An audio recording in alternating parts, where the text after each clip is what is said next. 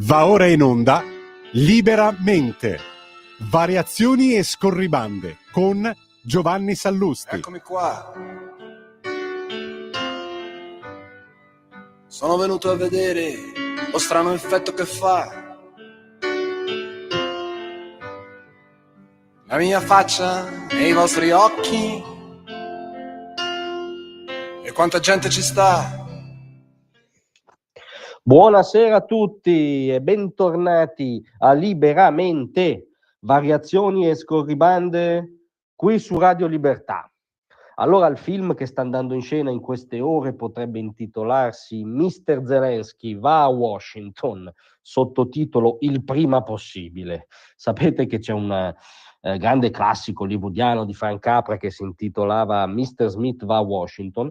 Ecco, in queste ore sta andando in scena una sorta di remake perché pressoché l'intera classe dirigente europea, quella che doveva garantirlo indipendentemente dall'ombrello americano, risate in sala per rimanere nella metafora cinematografica, sta viceversa dicendo a Zelensky sì, tutto bene, però torna a Washington, non rompere definitivamente con lo zio Sam, vedi anzi di ricomporre, possibilmente di trovare l'accordo. Questo è quello che sta accadendo nella realtà di queste ore, a differenza, diciamo, della narrazione anti-americana fuori controllo di queste ore, per cui appunto ci avrebbero pensato gli europei. Gli europei stanno provando fuori tempo massimo a mettere la testa sul dossier Ucraina, diciamo provando a prescindere dal contribuente americano.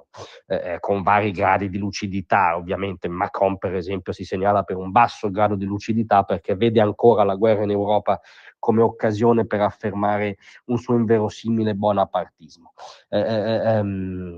Più lucido appare comunque il premier britannico Starmer, che infatti oggi, parlando alla Camera dei Comuni, ha detto, tra le altre cose: nessuno in questa Camera dovrebbe dubitare per un secondo del continuo impegno del presidente Trump per la pace. Ha ricordato che Trump ha più volte ribadito la validità dell'articolo 5 della NATO e ricordato che il dialogo tra Regno Unito e Stati Uniti è importantissimo, le nostre due nazioni continueranno a lavorare insieme sulle questioni di sicurezza per una pace duratura in Ucraina, lavorare insieme. È la posizione ancora più esplicitamente chiara del governo italiano, con la premier Meloni che ha detto l'Occidente esiste se esistono le sue due facce, diciamo su ambo le sponde dell'Atlantico. Se no esiste qualcosa di monco e di poco efficace nella dinamica geopolitica contemporanea. Nel governo c'è ovviamente la Lega, che è chiaramente da subito ha spronato per seguire l'iniziativa negoziale del presidente Trump per mettere fine alla guerra. Quindi questo sta succedendo.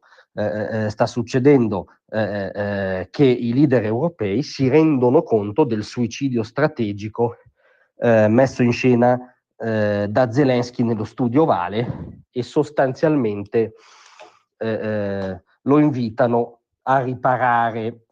Ma questo d'altronde era già scritto negli eventi, non c'è un'alternativa a quello che Trump chiama le carte americane, e Zelensky dovrebbe realizzare che quello che era sul tavolo era già una garanzia per l'Ucraina, come ha ricordato in queste ore Michael Waltz, il consigliere per la sicurezza nazionale dell'amministrazione Trump, perché il famigerato accordo sulle terre rare, no, sempre dipinto come un atto depredatorio da parte di chi peraltro ha sostenuto l'Ucraina per 3 anni facendola rimanere in piedi, in realtà è per quanto irrituale un capolavoro strategico dell'amministrazione Trump, perché se Zelensky firma quell'accordo è evidente che in Ucraina ci sarebbero interessi e personale americano anche addetto alla gestione e all'estrazione delle terre rare dal sottosuolo ucraino. E voi pensate che Putin attaccherebbe personale e interesse americano?